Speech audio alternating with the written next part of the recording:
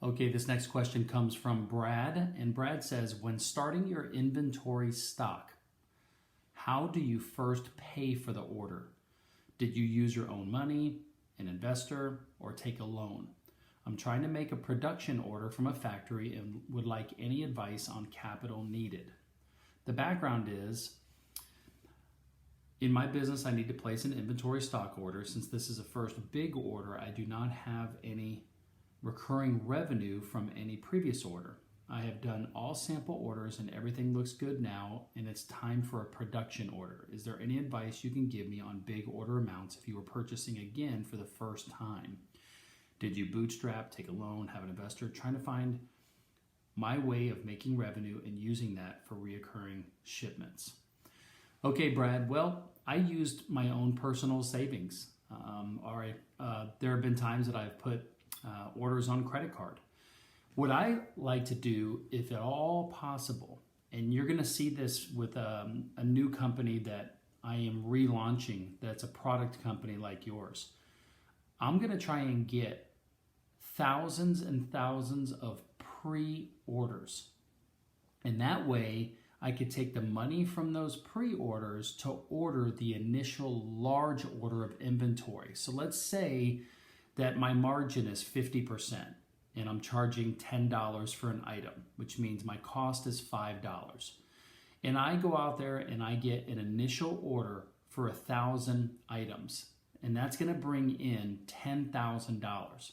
My cost is only $5,000, which means I can order, it's $5,000, which means I can actually order 2,000 items at $5 a piece as opposed to only 1,000, right?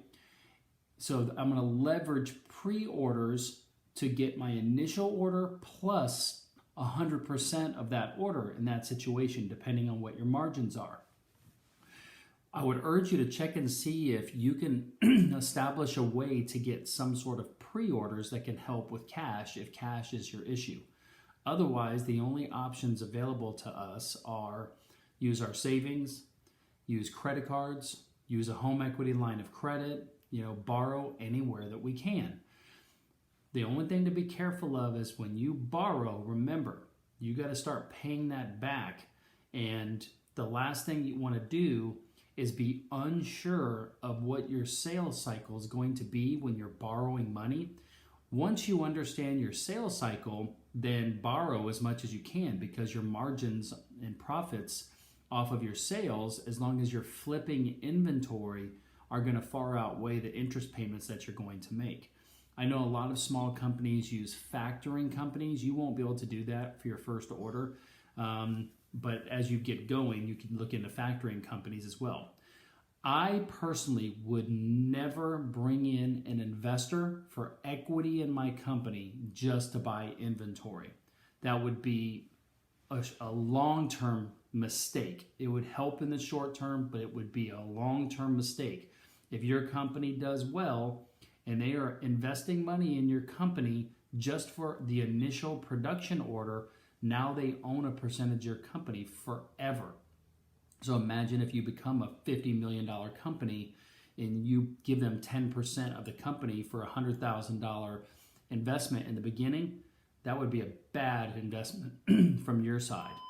You might get an investor to loan you the money, but not to get equity. That would be my opinion. I wouldn't do equity for an investor in that situation.